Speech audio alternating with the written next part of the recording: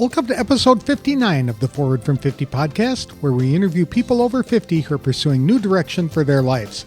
It's an opportunity for men and women to tell their stories, their way, in their own words. I'm Greg Gerber, the founder of Forward from 50, and your host for today's show.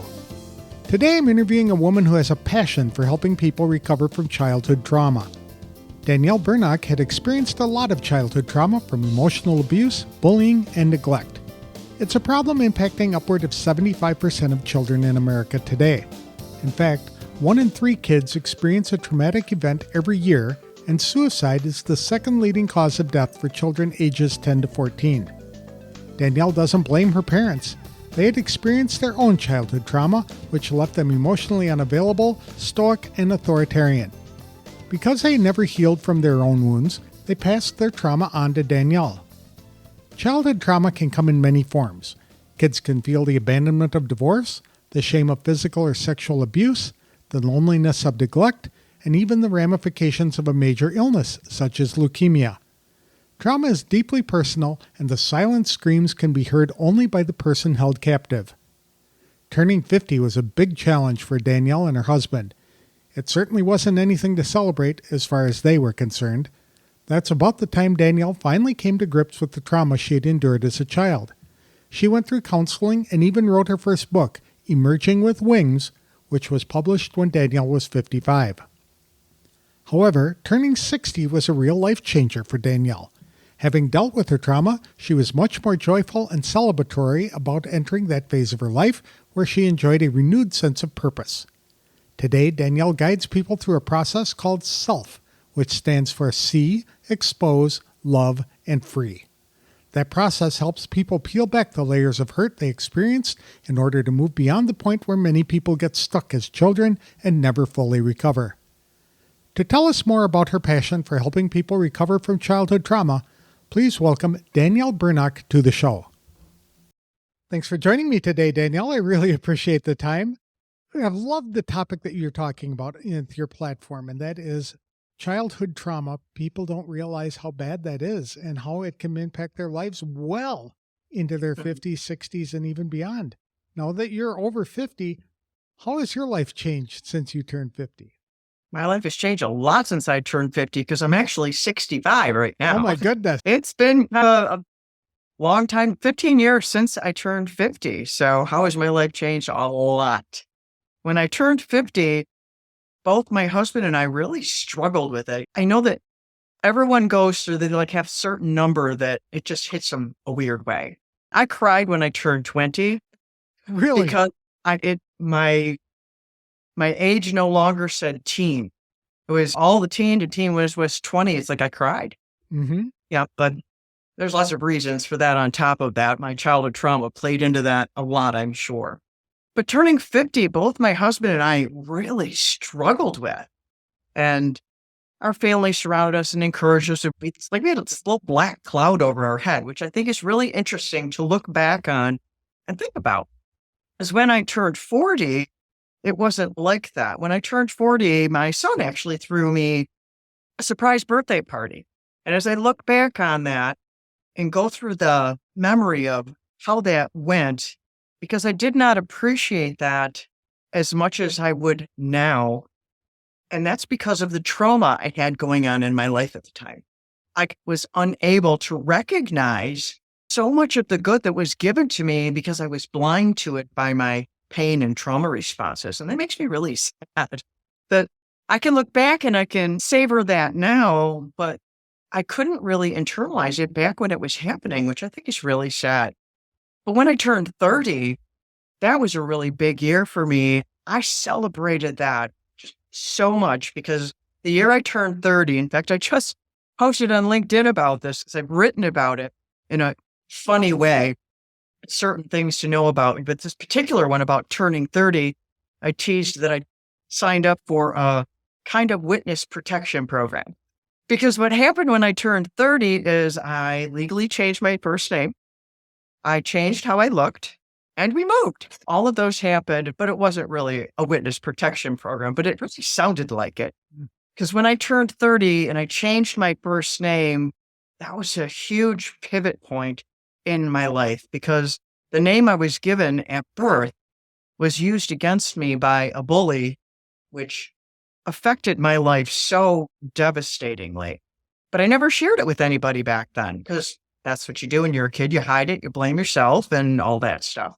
In the course of time, after my mother and I started building a relationship together, as I started dealing with the trauma in my life, not really understanding it very much, my healing journey is so long and messy. That's why I do what I do, so I can help people make it shorter and maybe not quite as messy. You can't make it clean. Trauma's not.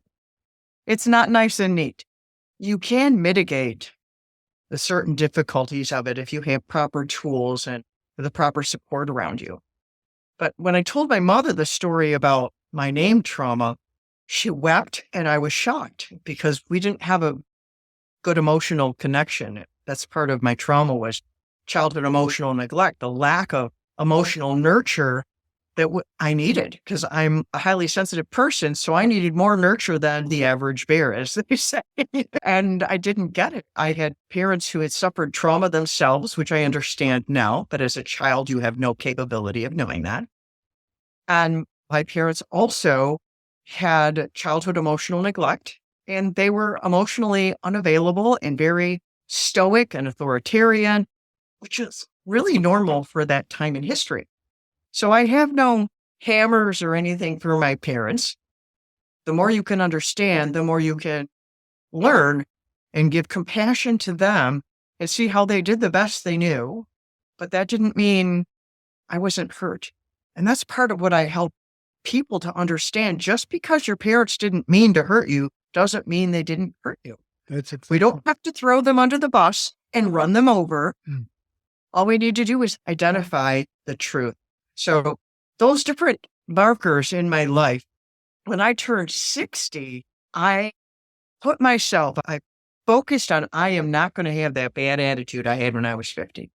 I am going to celebrate turning 60. So with great intention, when I turned 60, we had a family vacation. My kids did things for me, but it was my attitude toward it that I was going to celebrate my birthday. Because birthdays, if you don't celebrate your birthday, what if you don't have another birthday? Then you're not alive anymore. So really, we need to look at it with that kind of a mentality. So I have changed since then. Turning 50 was hard, but I learned after that. And it was actually when I turned 55 when I published my first book. That was a very pivotal year also in my life. I had started dealing with the trauma.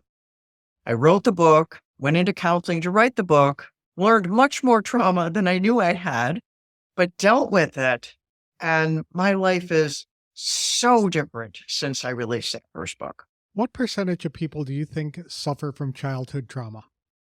Now, everybody has things about their childhood that they don't like and they regret that they had to go through, but there appears to be an increase in it is an epidemic. It is an epidemic, and there are people who suffer from it that don't know that they are suffering from it because they say it wasn't that bad, and they don't know what trauma is. And they have trauma responses in their life that they just chalk up to their personality. They just chalk it up to this, that, or the other thing, when in reality, if they were to do something about those, find out the root, they could get rid of that negative response in their life. I don't have a number of how many people have suffered from trauma. I know in the United States, they have statistics of 75%. Wow. I know that it's documented that 85% of people on the planet struggle with their self-esteem.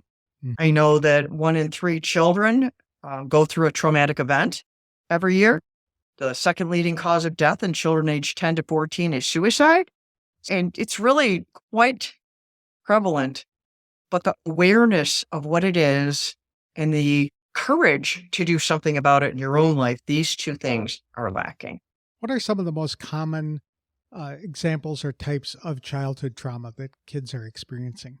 There's childhood emotional neglect. There's childhood trauma. There's emotional trauma. The other one, I did go through my list. There's quite the list of them. There's MUPS, which is medically unexplained physical symptoms. There's ACEs, adverse childhood experiences. There's the significant emotional events. There's vicarious trauma, where you get traumatized through someone else's trauma. There's complex trauma. There's the PTSD, and like the one time you have a one occurrence, a singular occurrence, but that doesn't make it that it doesn't matter. That just means that one thing was enough. That's But right. then there's complex, where it can be a whole bunch of things, all different times. That's what I had, a multitude of different kinds at various times. And the way to look at it is, think about untangling Christmas lights. Yes. There is a multitude of different kinds of trauma. I would imagine that a lot of kids are experiencing trauma because their parents are getting divorced. That was me. My parents were divorced when I was 8 years old. A lot of Mhm, kids also go through sexual abuse when they were mhm, children, and they take that into their teen and adult years.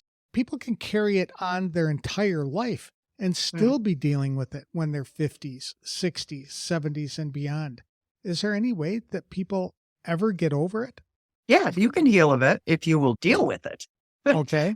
So you have to be aware that it is there. You have to have the self-awareness. You have to care to have the self-awareness to see what is there. Like, I have a process called SELF. It stands for see, expose, love, and free. You have to see, you have to become aware of what is on the surface. Then you have to expose what is the underlying cause of that. Then L is for love, because you have to infuse yourself with love to have the courage to do the action that is in the F for free. That's where you take steps to get free. And that's a cycle that you go through over and over again, like peeling an onion. It's not like you go through it once and ta-da, you're done. It's not like that. Do people need help in order to get through childhood trauma, or can they I would do it say on their own? absolutely. Hmm. Absolutely. I do let them know that there are ways for them to start on their own, because oftentimes, due to the unfounded shame, I say unfounded because it doesn't belong there, even though there's a reason it's there. That's why I call it unfounded, because it does not belong there. Shame shows up. It's one of the first thing that shows up. But to get rid of that shame is something that it'll change your life forever. It'll change your life forever. But that hinders people from getting help. So I say you can start by yourself by reading a book, taking an online course, doing something to just prime the pump to start, listen to podcasts, do something just by yourself to get yourself the courage to get a therapist or get a coach, depending on what you need. If you're going to be forward focused, then it's a coach. If you really need to dig into the past, then you need a therapist, because therapists, and they are skilled in the looking behind you, whereas coaching is forward focused. But even a support group, like grief is a kind of trauma. Hmm. Losing your parents, divorcing, that will cause grief on top of other kinds of trauma. And there are support groups for that, where you can just be in a support group and share. So you don't have to hire someone, though you might want to hire someone. I mean, I hired people, so I get it, but I also have been in groups and also read lots and lots of books. So there's there's timing for things as well. I say be kind to yourself, but do something. Be kind to yourself, but do something. I like that. Yeah. Trauma can be generational as well, and I don't think people really understand that. Did you Oh, experience it's that? generational 3 different ways. How is that? It's generational 3 different ways. One is the trauma happens. Let's use an example of a kind of trauma of like domestic abuse. That's a kind of trauma, or a trauma and a trauma exposure. I don't want to get into that too deep. But if a child is hurt by their parents physically, physical abuse, sexual abuse, or witnessing the mom or dad beating the other spouse, whatever the case may be, they might grow up and do it themselves. That's one way it's handed down from generation. Second way it could be handed down from generation, same starting scenario. They grow up and say, I'm not doing that. But they don't heal their trauma. And so they leak all over their kids, even though they don't do the same thing. And so their kids got a better childhood, but still they suffered from their parents' side effects. Because if you don't deal with them, you're going to bleed all over them emotionally. And then the third way is genetically, because the body keeps the score. When you suffer trauma, which one of the things I stop and pause to define what is trauma. Trauma is not what happened to you. It is not the experience that you went through. That is called a trauma exposure. It's an opportunity for trauma to take place, but two people can go through the same thing and one come out fine and one come out with trauma. Trauma is the wound that's left behind on the inside of a human being. If you fall down and scrape your knee, two people can fall down, one hurts themselves, the other one does not hurt themselves. You don't say, oh, you're stupid, you hurt yourself. Yet we do that to ourselves emotionally. Trauma is personal. It's how we process what we are going through, which is more than just our emotional makeup and mental makeup and our personality. It's also what has happened to us the years leading up to that day, the weeks leading up to that day, the moments leading up to that moment. And we are a compilation of all of our experiences. The three different ways it can be handed down genetically. If you don't heal your trauma, you're going to pass it down to your kids because it gets passed down in the DNA. That's a very good point. And I had never considered that before.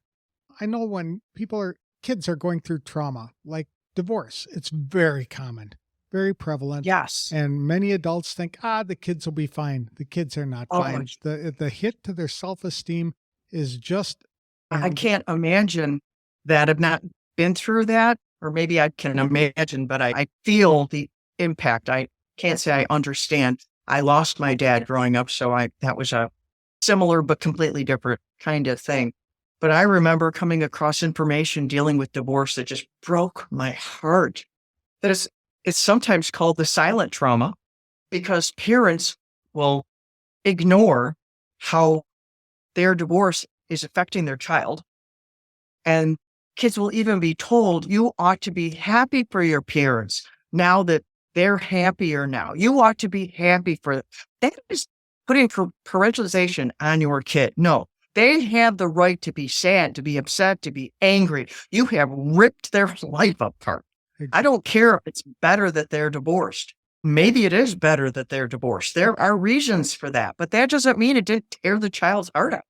And it's so bad when the parents are going to war with each other and you use the kids as messengers. That was one of the problems that we had.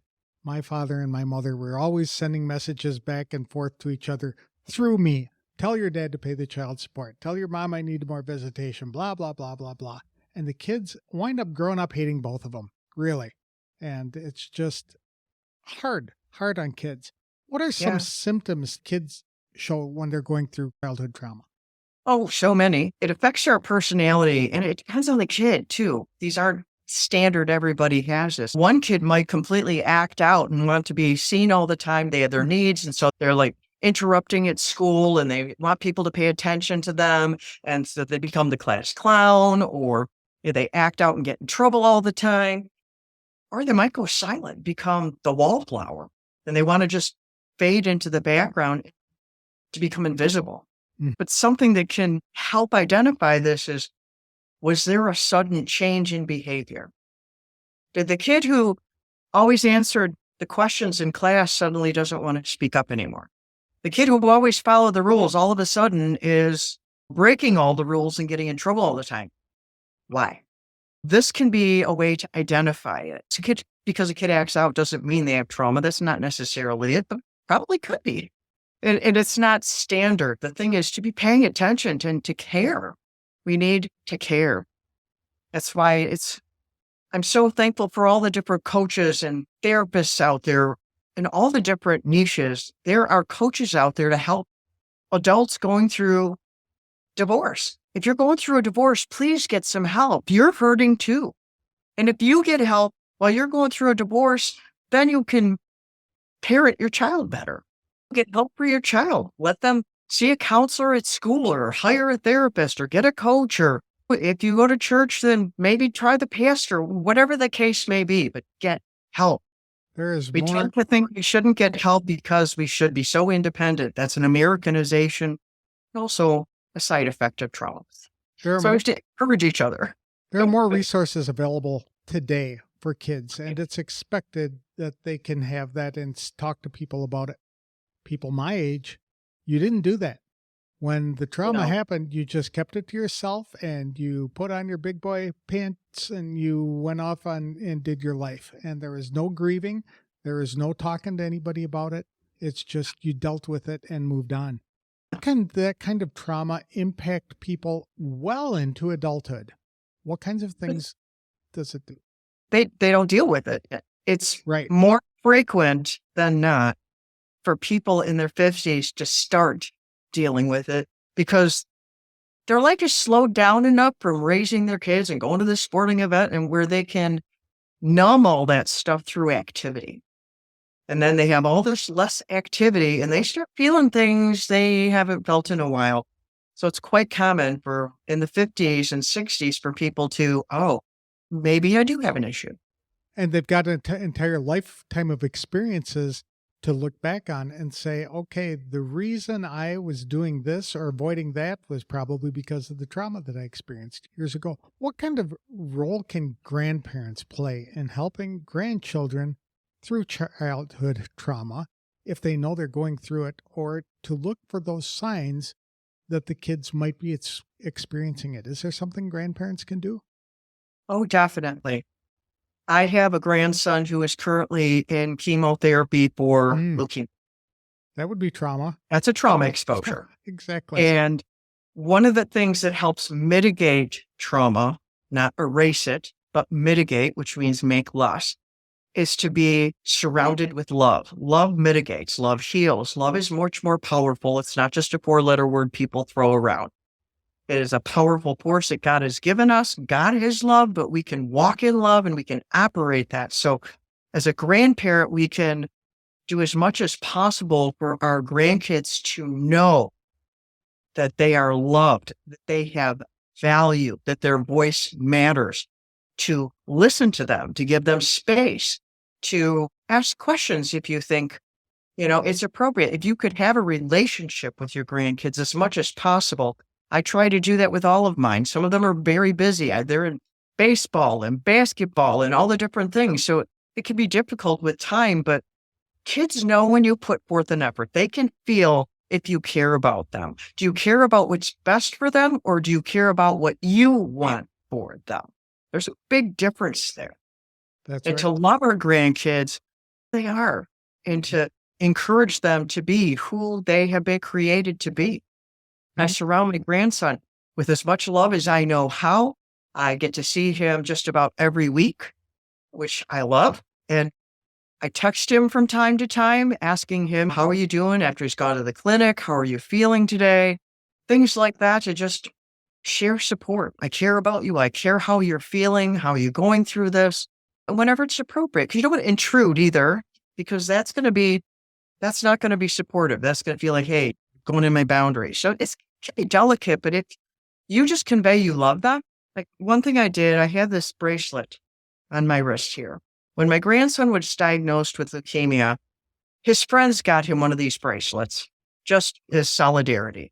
So they had a bracelet, he had a bracelet, and we started doing that in the family. There's a yellow one, there's an orange or yellow one for leukemia awareness or cancer awareness, and there's the different colors like that.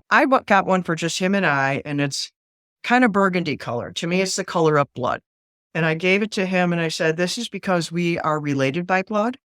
It's this color on purpose. We're related by blood, and the kind of cancer that's attacking you is in the blood.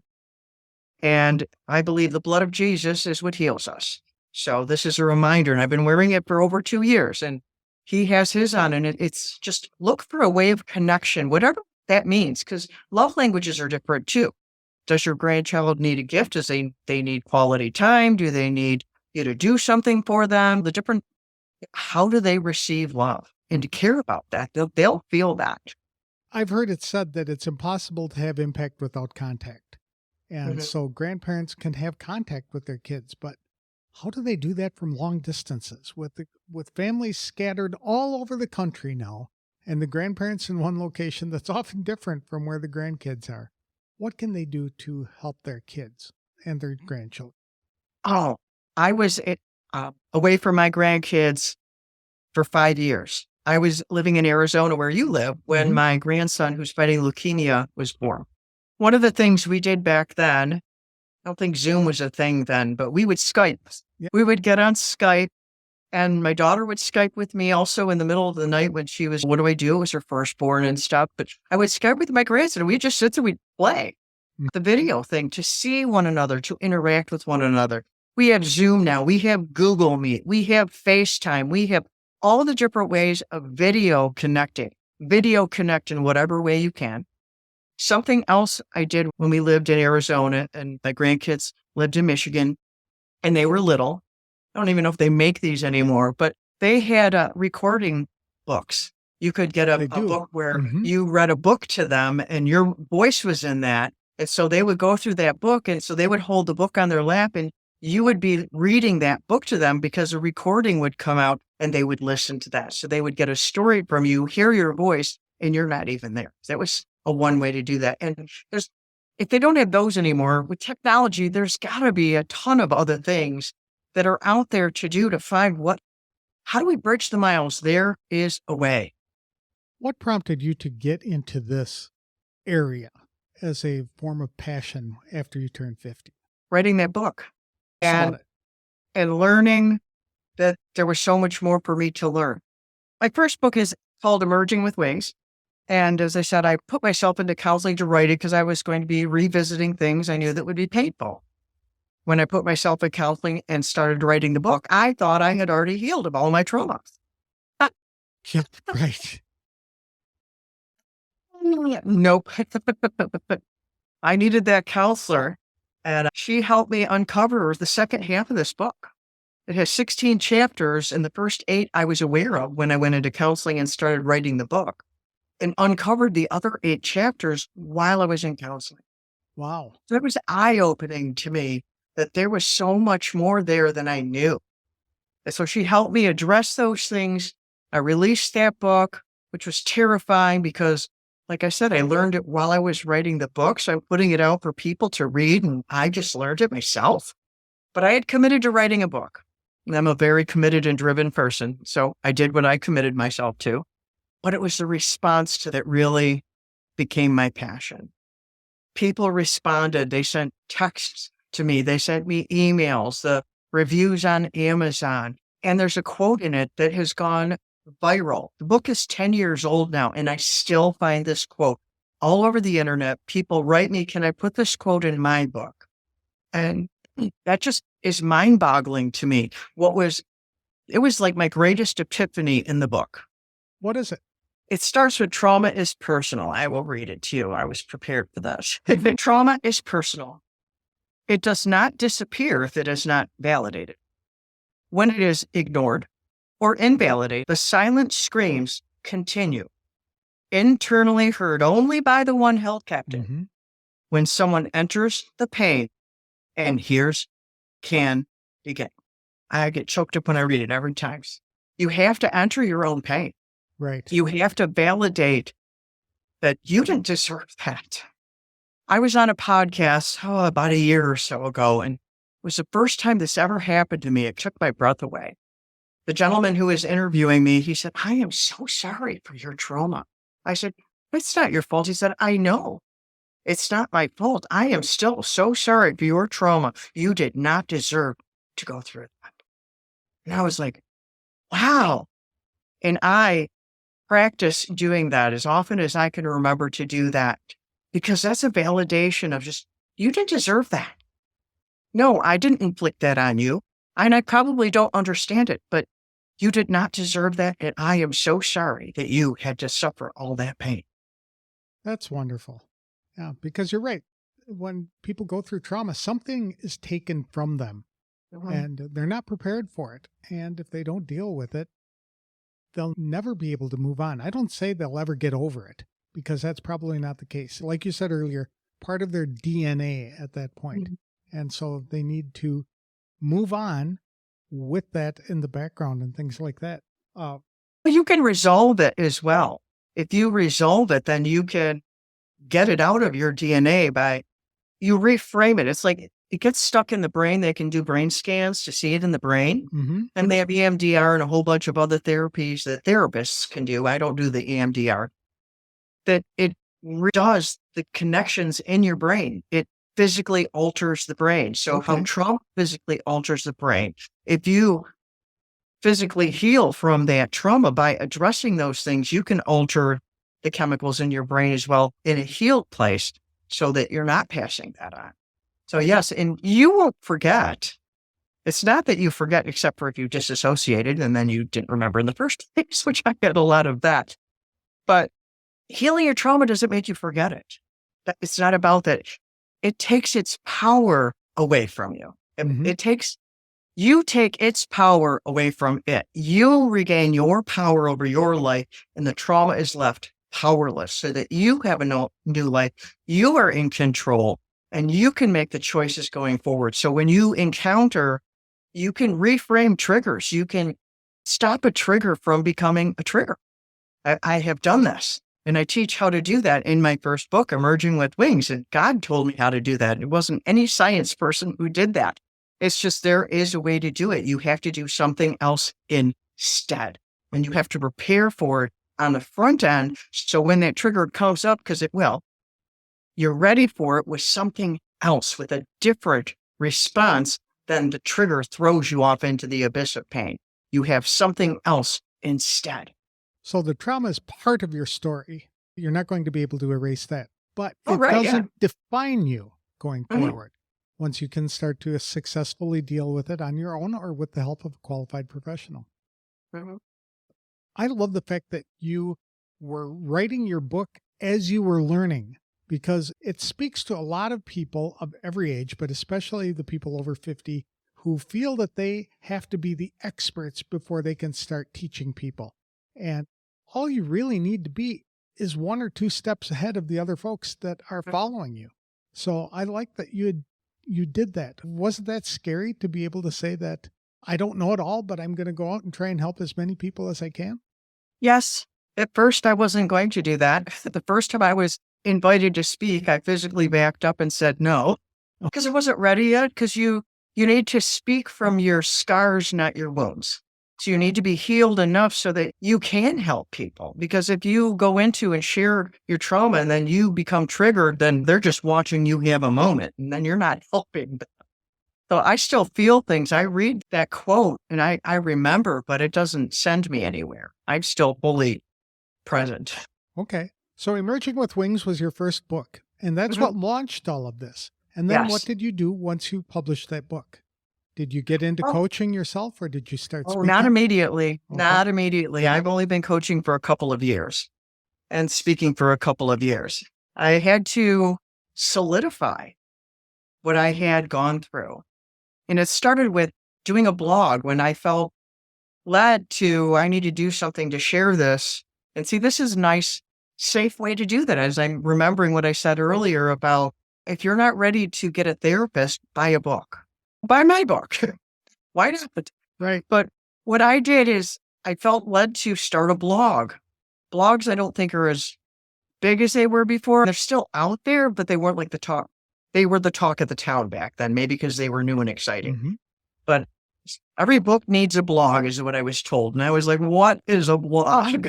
So what I did is I learned what is a blog and how to do a blog and stumbled my way into it. And that's how I got into it. I got into writing and then I became a tribe writer and then I started writing more and I wrote on a platform called medium.com and I started doing freelance writing and I started putting writing on other publications online and I started through writing that behind my screen, nice and safe, even though I was putting my words out there, which is scary to put it out there in print form. It's not, it's still safer than face to face when you're starting. God took me through a nice, easy little way of we start with writing. And as I said, I became a tribe writer and then I became a part of Carrie Overbrunner's Igniting Souls, which I learned about business. And I then learned about, as a part of his mastermind called Fire Ring. And I went through the pandemic with Igniting Souls, which was phenomenal. Carrie has a really great demeanor. He has a book that he wrote about it also, but I love to use the term. It's called show up, build up. Oftentimes people will show up and they'll want to take. When you go to a conference or something, they want to hand out their business cards to everybody because they want everyone to buy my services.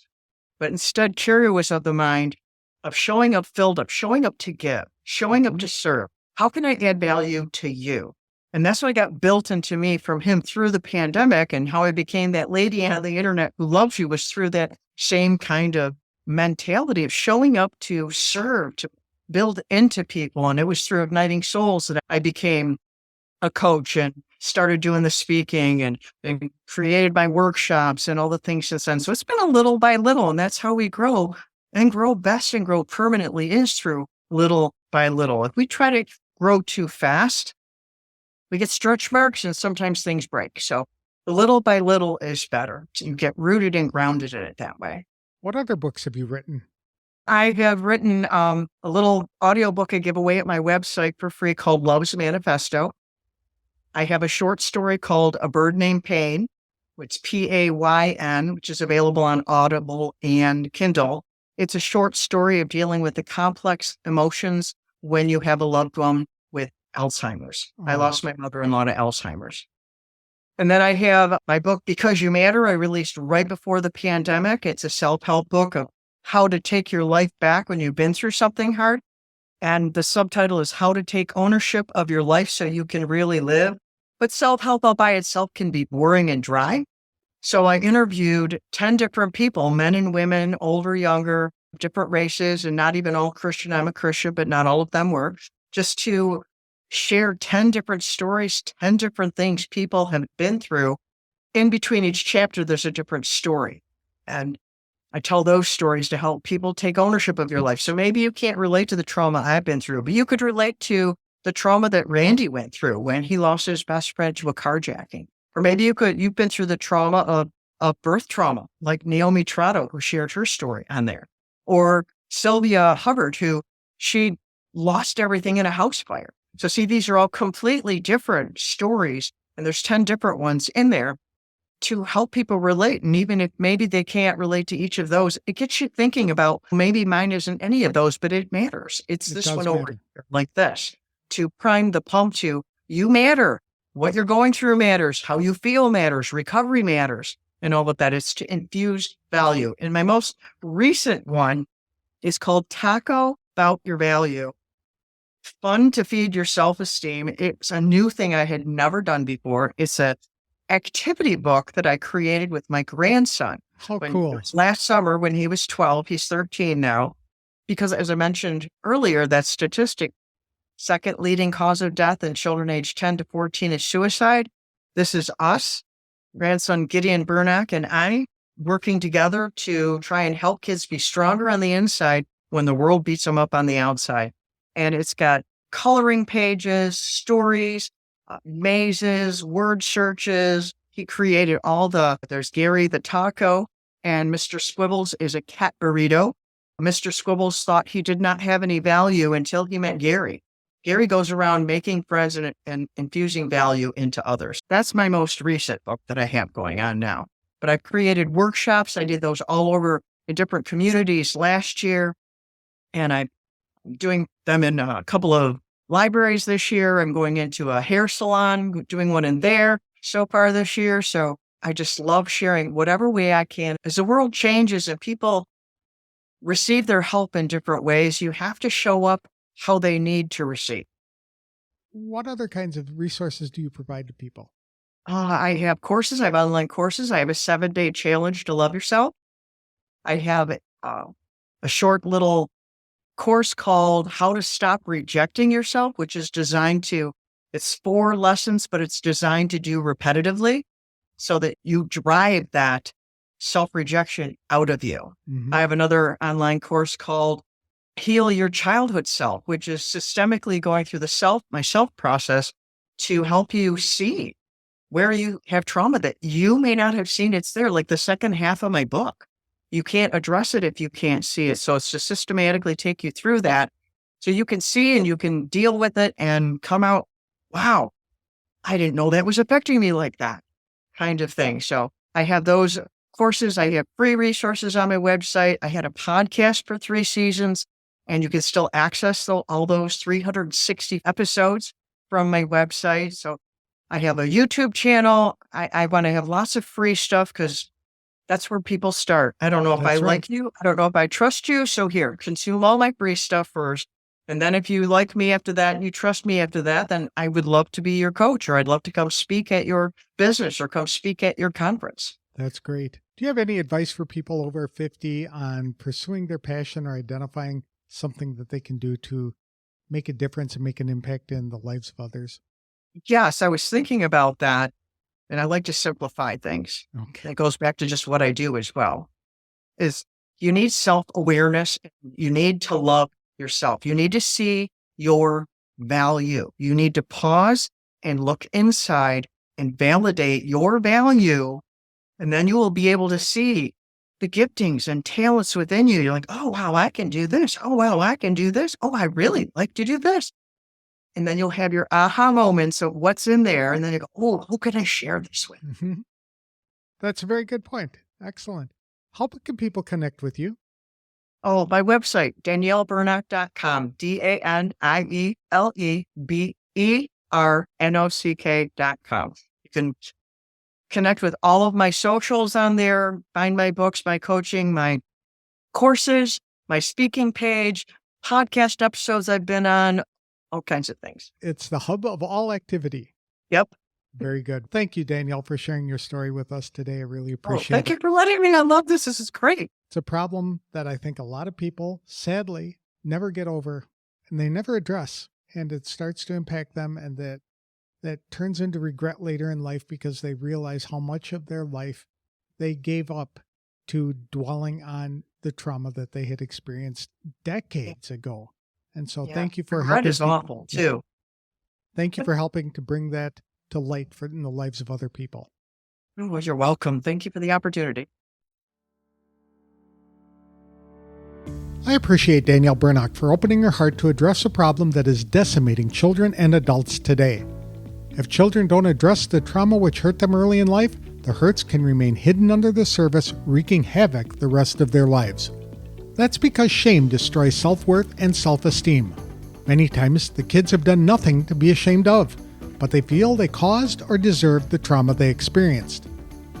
Trauma is generational in 3 ways, Danielle explained. First, by being hurt directly through physical or sexual abuse, or even by witnessing domestic violence. Those kids can grow up to treat their own children the same way. The second generational impact comes from adults with unresolved childhood trauma who wind up leaking all over their own kids. Whether it's intentional or not, hurt people go on to hurt people. The third way is a genetic problem because the victim's body keeps the score. Danielle said there are 2 types of professionals who can help people who've been haunted by childhood trauma. A therapist can help people dig into the past in order to understand how they were hurt as children. On the other hand, a coach can help trauma victims move forward to a much better future. Many children today must contend with the silent trauma of divorce, which often impacts kids in ways parents are unaware. It can impact the children's personality and behavior in undesirable ways.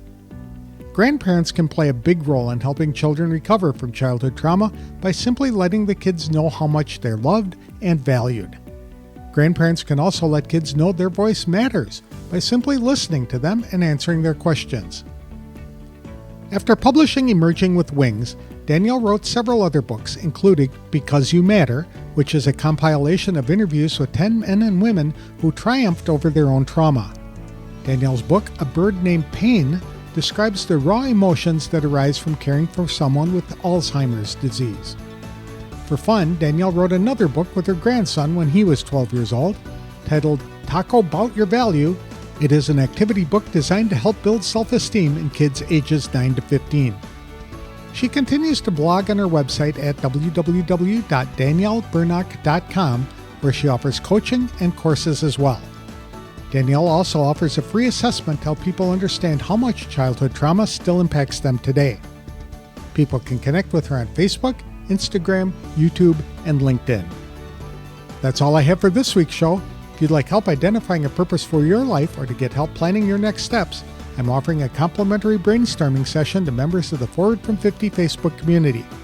For details, connect with me on Facebook or visit www.forwardfrom50.com. I'll have another inspirational interview on the next episode of the Forward from 50 podcast. If you like the show, please consider leaving a review wherever you download the episodes.